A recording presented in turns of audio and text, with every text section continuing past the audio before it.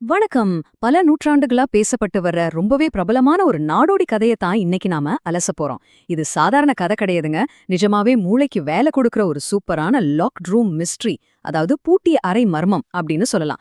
வாங்க நேரா விஷயத்துக்குள்ள போயிடலாம். இதுல இருக்கிற ஒரு மிகப்பெரிய லாஜிக் மீறல் என்ன தெரியுமா? 12 இளவரசிகள் ராத்திரி முழுக்க வெளியவே போகாம ஒரு பூட்டப்பட்ட அறைக்குள்ளேயே இருக்கிறாங்க. ஆனா காலையில எழுந்து பார்த்தா அவங்களோட ஷூக்கள் முழுக்க தேஞ்சு போயிருக்கு. இது எப்படி சாத்தியம்? ஒரு கட்டத்துல அந்த நாட்டு ராஜாவே பைத்தியம் பிடிக்க வச்ச பல பேரோட உயிரை குடிச்ச ஒரு பெரிய மர்மம் இது. அந்த குற்ற பின்னணிய கொஞ்சம் கற்பனை பண்ணி பாருங்களேன். அறைக்கு வெளியே ஆயுதமேந்திய காவலாளிகள் நிக்கிறாங்க. உள்ளேந்து ஒரு சின்ன சத்தம் கூட வரல. ஆனா தொடர்ந்து 3 நாளா காலையில அந்த ஷூக்கள் எடுத்து பார்த்தா அதோட அடிப்பகுதி முற்றிலுமா தேஞ்சு போய் கிடக்குது. ராத்திரி முழுக்க அவங்க எங்கேயோ போய் ரெஸ்ட் இல்லாம டான்ஸ் ஆடி இருக்கணும். அதைத்தான் அந்த ஷூக்கள் நமக்கு சொல்லுது.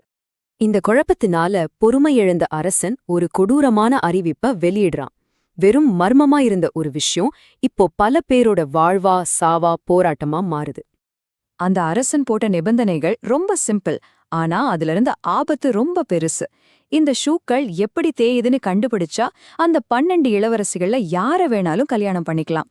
ஆனா ஒருவேளை ஒரு ராத்திரி அங்க தங்கிட்டு காலையில இத கண்டுபிடிக்க தவறிட்டா மரண தண்டனை. இது தெரியாம பல இளவரசர்கள் முயற்சி செஞ்சு மர்மமான முறையில தூங்கி போய் அவங்க உயிரை விட்டிருக்காங்க.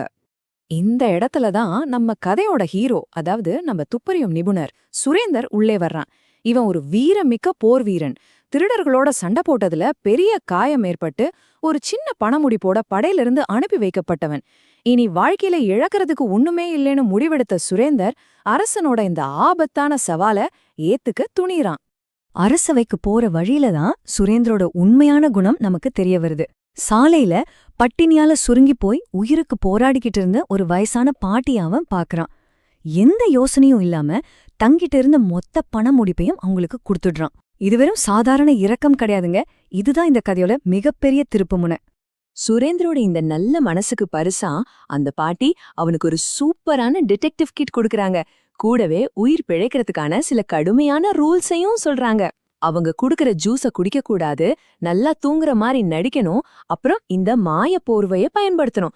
இந்த 3ஐயும் சரியா செஞ்சா வெற்றி நிச்சயம்னு சொல்லி தர்றாங்க. இப்போ அந்த பாட்டி கொடுத்த மாய போர்வையோட சுரேந்தர் சிங்கோட குகைக்குள்ளேயே நுழையிறான். 12 புத்திசாலி இளவரசிகள் இருக்கிற அந்த அறையில அவனோட முதல் ராத்திரி தொடங்குது. யோசிச்சு பாருங்க, ஒரு சின்ன தப்பு நடந்தாலும் மரணம் உறுதி. கதையில பதற்றம் எகிற இடம் இதுதான். பாட்டி சொன்ன முதல் படிய சுரேந்தர் கச்சிதமா செஞ்சு முடிக்கிறான். மூத்த இளவரசி அவனுக்கு ஒரு ஜூஸ் கொடுக்கும்போது அதை குடிக்கிற மாதிரியே நடிச்சு தன் கழுத்துல கட்டியிருந்த ஒரு பைக்குக்குள்ள ரகசியமா ஊட்டிடுறான். அதுக்கப்புறம் நல்லா தூங்குறவன் மாதிரி சத்தமா கொரட்டை விட்டு படுக்கிறான். ஏலிய பிடிக்க புரி வச்சாச்சு. இங்கேதான் நம்ம டிடெக்டிவ்க்கு ஒரு மிகப்பெரிய ஜாக்பாட் அடிக்குது. சுரேந்தர் நிஜமாவே தூங்கிட்டான் அப்படின்னு நினைச்ச அந்த சிறுக்கு பிடிச்ச மூத்த இளவரசி தன் காலால மெல்ல தரைய தட்டுறா. உடனே ஒரு மாய சுரங்க பாதை அந்த அறைக்குள்ளேயே திறக்குது. அடுத்த செகண்ட் அந்த 12 பேரும் அதுக்குள்ள இறங்குறாங்க. உடனே சுரேந்தர் மாயப்போர்வைய போர்த்திக்கிட்டு யார் கண்ணுக்கும் தெரியாம உங்களை பின்தொடர்றான். அப்போ தற்செயலா இளைய இளவரசியோட கவுன அவன் மிதிச்சிட அவ பயத்துல அலர்றா. ஆனா மூத்தவளோ அந்த தடயத்தை சட்ட பண்ணாம இளையவளை கிண்டல் பண்றா. மூத்தவளோட இந்த அலட்சியம் சுரேந்தர் அவங்கள தொடர்ந்து போறதுக்கு ரொம்பவே வசதியா அமைஞ்சிடுது. அவங்க தரைக்கு அடியில போக போக யாரும் எதிர்பார்க்காத ஒரு பிரம்மாண்டமான மாய உலகத்துக்குள்ள நுழையறாங்க.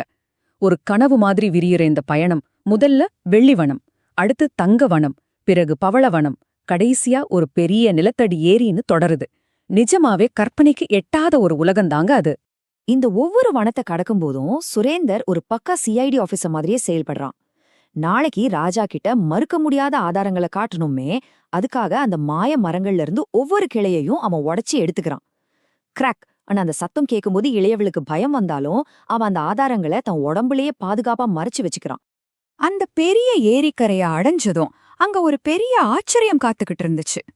கலைநயம் மிக்க 12 படகுகள், அதுல 12 அழகிய இளவரசர்களோட இந்த 12 இளவரசிகளை அழைச்சிட்டு போறதுக்காகவே தயார் நிலையில காத்துக்கிட்டு இருந்தாங்க. யாருக்கும் தெரியாம சுரேந்தர் இளைய இளவரசியோட படகுல ரகசியமா ஏறிடுறான். இதனால அந்த படகோட எடை ரொம்ப அதிகமாகி படகோற்ற இளவரசன் ரொம்பவே சிரமப்படுறான். இத பார்த்து இளையவள் மறுபடியும் பயப்படுறா. ஆனா மூத்தவளோ வழக்கம் போல தான் அதீத நம்பிக்கையால அத பெரிய அளவுல கண்டுக்காம சும்மா காத்துதான் அடிக்குதுன்னு சொல்லிட்டு போயிடுறா. இப்ப பாருங்க, நாம ஆரம்பத்துல கேட்ட அந்த கேள்விக்கான விடை கிடைச்சிருச்சு. ஏரியோட மறுகரையில ரொம்ப பிரகாசமான அழகான ஒரு மாய அரண்மனை இருக்கு. அங்க மாயாஜால இசை ஒலிக்க ராத்திரி முழுக்க அந்த இளவரசர்கள் கூட இந்த இளவரசிகள் டான்ஸ் ஆடுறாங்க. வெளிய போகாமலேயே அறைக்குள்ள ஷூக்கள் எப்படி தேஞ்சு போச்சுன்ற மாபெரும் ரகசியம் இதுதாங்க. விஷயத்த கண்டுபிடிச்சாச்சு. இப்போ அங்கிருந்து எஸ்கேப் ஆகணும். பொழுது விடியறதுக்கு கொஞ்ச நேரத்துக்கு முன்னாடி இளவரசிகள் கிளம்ப ஆரம்பிக்கிறாங்க. ஆனா சுரேந்தர் அவங்களுக்கு முன்னாடியே வேகமா ஓடி வந்து மாயப் போர்வைய கழட்டி வச்சுட்டு அந்த சுரங்கப்பாதை மூடுறதுக்கு முன்னாடியே படுக்கையில நல்லா தூங்குற மாதிரி மறுபடியும் நடிக்க ஆரம்பிச்சுடுறான். உண்மையிலேயே மயிரிழையில தப்பிச்சிட்டான். காலை விடிஞ்சிடுச்சு. இப்போ உண்மைய உடைக்க வேண்டிய நேரம். ஆனா இங்க ஒரு சிக்கல் இருக்கு. நிலத்தடி காடுகள், மாய ஏரிகள், ரகசிய நடனங்கள். இது எல்லாம் சொன்னா எந்த ராஜாவாது நம்புவாரா? இவன் பொய் சொல்றான்னு சொல்லி தலையை சீவிட மாட்டாரே. தான் பார்த்தது நிஜம்தான் அரசன் முன்னாடி சுரேந்தர் எப்படி நிரூபிக்க போறான்? இந்த இடத்துல தான் அவன் சேகரிச்ச அந்த பௌதிக ஆதாரங்கள் பேசுது. சுரேந்தர் தான் பார்த்த அந்த முழுமையான மாய பயணத்தையும் ராஜா கிட்ட விலாவாரியா சொல்றான். தான் எடுத்துட்டு வந்த அந்த வெள்ளி, தங்கம் மற்றும் பவழக்கிளைகளை அரசனுக்கு முன்னாடி மறுக்க முடியாத சாட்சியா வைக்கிறான். இதைச் சற்றும் எதிர்பார்க்காத அந்த 12 இளவரசிகளும் எப்படிடா இது நடந்துச்சுன்னு வாயடைச்சு போயிடுறாங்க. இந்த மாய உலகத்தோட விதிகள்ல ரொம்ப ஆச்சரியமான ஒரு விஷயம் என்ன தெரியுமா? ஒரு ரகசியம் எப்போ வாய் விட்டு சொல்லப்படுதோ அப்பவே அந்த மாயத்தோட சக்தி முற்றிலுமா அழிஞ்சிடும். உண்மை வெளிய வந்த உடனே அந்த மாய சுரங்கப்பாதை நிரந்தரமா மூடப்பட்டுடுச்சு.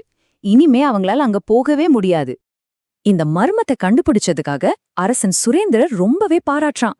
வெற்றி பெற்ற நம்ம டிடெக்டிவ் ரொம்ப யதார்த்தமா, எனக்கு கொஞ்சம் வயசாயிடுச்சு, அதனால மூத்த இளவரசியே எனக்கு பொருத்தமானவ அப்படின்னு சொல்லி அவளையே கல்யாணம் பண்ணிக்கிட்டு நிம்மதியான ஒரு வாழ்க்கைய தொடங்குறான். இந்த அலசலோட முடிவுல நாம யோசிக்க வேண்டிய ஒரு ரொம்ப முக்கியமான கேள்வி இருக்கு. போற வழியில பார்த்த முகம் தெரியாத ஒரு பாட்டிக்கு, பசியால வாடின ஒருத்திக்கு சுரேந்தர் அந்த இரக்கத்தை காட்டாம இருந்திருந்தா இந்த மர்மம் எப்போவாவது விலகி இருக்குமா? புத்திசாலித்தனமா அல்லது மனிதநேயமா? எது உண்மையிலேயே அவனை காப்பாத்துச்சு? நீங்க என்ன நினைக்கிறீங்க? யோசிச்சு பாருங்க. மீண்டும் இதே மாதிரி ஒரு சுவாரஸ்யமான பதிவுல சந்திக்கலாம்.